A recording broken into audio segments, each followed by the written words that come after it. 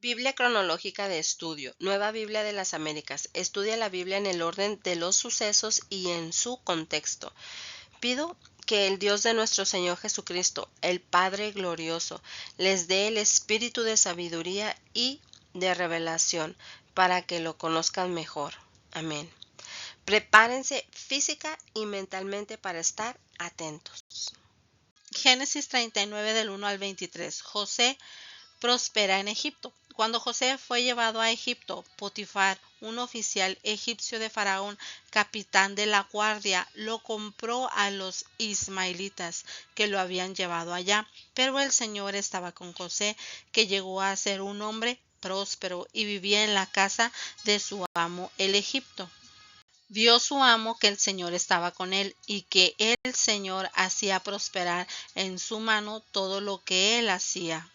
Ahí José halló gracia ante sus ojos y llegó a ser su siervo personal, y él lo hizo mayordomo sobre su casa y entregó en su mano todo lo que poseía. Y sucedió que desde el tiempo que lo hizo mayordomo sobre su casa y sobre todo lo que poseía, el Señor bendijo la casa del egipcio por causa de José. La bendición del Señor estaba sobre todo lo que poseía en la casa y en el campo. Así que todo lo que poseía lo dejó en mano de José, y con él ahí no se preocupaba de nada, excepto del pan que comía.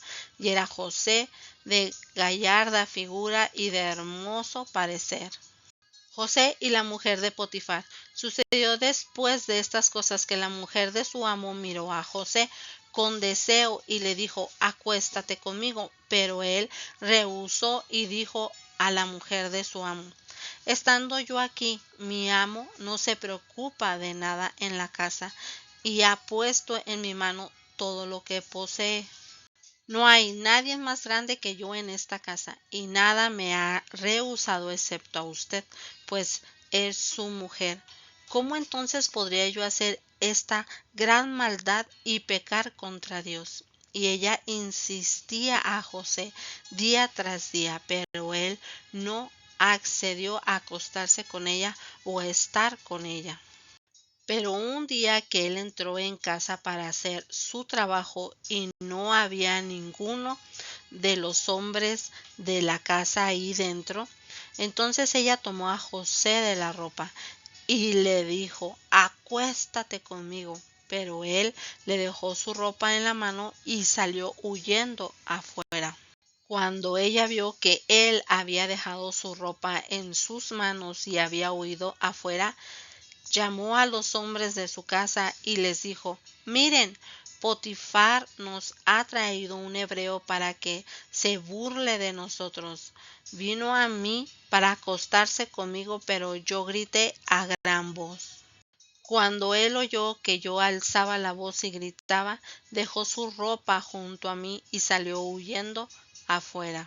Ella dejó junto a sí la ropa de José hasta que su señor vino a casa. Entonces ella le habló con estas palabras: vino a mí el esclavo hebreo que nos trajiste para burlarse de mí. Y cuando levanté la voz y grité, él dejó su ropa junto a mí y huyó afuera.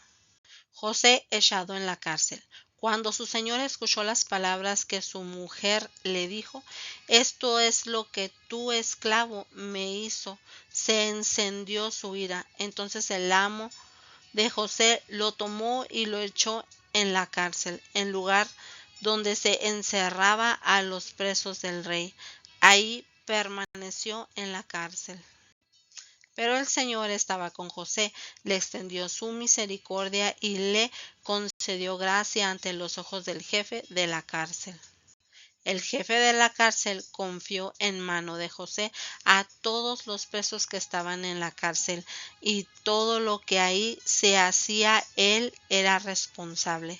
El jefe de la cárcel no supervisaba nada que estuviera bajo la responsabilidad de José, porque el Señor estaba con él, y todo lo que él emprendía el Señor lo hacía prosperar. Meditemos. La fecha exacta de la llegada de José a Egipto no se sabe, Muchos eruditos creen que llegó durante el periodo de los reyes Insos, quienes eran extranjeros de la región de Canaán. Estos invadieron a Egipto y gobernaron el país durante casi 150 años. Si José llegó en el periodo de los Insos, entonces podemos entender por qué no tuvo problemas en ascender de posición en la línea de mano real, ya que los Insos en sí eran extranjeros, no les importaba el linaje de aquella brillante joven. Faraón era el título que se daba a todos los reyes de Egipto. Era un título como rey o presidente, utilizado para designar al líder del país. El faraón que puso a José a cargo en Egipto era una persona diferente al faraón que se opuso a los hebreos en el libro de Éxodo. El Egipto antiguo era una tierra de grandes contrastes. La gente era extremadamente rica o totalmente pobre. Casi no había términos medios. José sirvió a Potifar, un miembro muy rico del gabinete de Faraón. Las familias ricas como la de Potifar se construían casas de 2 o 3 pisos con hermosos jardines y terrazas. Les gustaba el entretenimiento en vivo en sus hogares mientras comían frutas deliciosas en tazones finísimos.